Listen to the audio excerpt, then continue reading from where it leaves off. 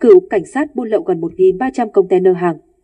Hoàng Duy Tiến, bị cáo buộc khi còn là cảnh sát kinh tế đã móc nối thành lập 47 công ty, nhập lậu lượng lớn hàng hóa trị giá hơn 217 tỷ đồng. Dự kiến ngày 16 tháng 4, Tòa án Nhân dân thành phố Hồ Chí Minh mở phiên tòa xét xử bị cáo Hoàng Duy Tiến, 40 tuổi, cựu đại úy công an, Võ Văn Đông, 58 tuổi, cựu trung tá công an về tội buôn lậu. Cả hai từng công tác tại đội phòng chống buôn lậu thuộc Phòng Cảnh sát Kinh tế Công an thành phố Hồ Chí Minh. 24 đồng phạm của Tiến và Đông có liên quan vụ việc cũng được đưa ra xét xử về tội danh trên. Phiên tòa do ông Phạm Lương Toản làm chủ tọa và dự kiến diễn ra trong 3 ngày. Hội đồng xét xử triệu tập 13 người có quyền lợi, nghĩa vụ liên quan.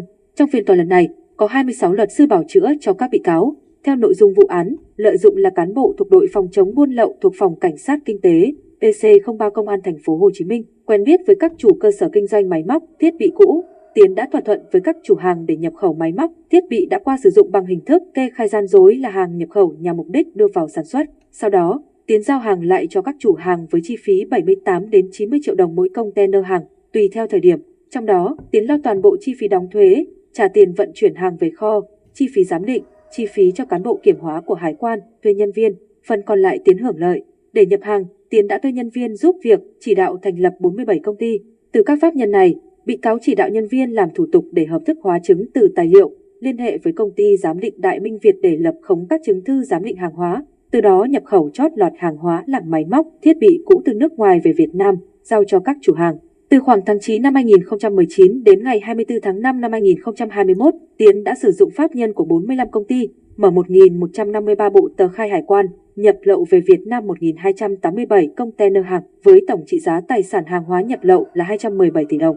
Các bị cáo là lãnh đạo và nhân viên công ty giám định Đại Minh Việt đã không thực hiện đúng quy trình giám định mà chỉ đạo hoặc trực tiếp ký, cấp khống chứng thư giám định, giúp sức cho Tiến hoàn tất thủ tục thông quan, hoàn tất thủ tục nhập lậu một lượng hàng hóa đặc biệt lớn.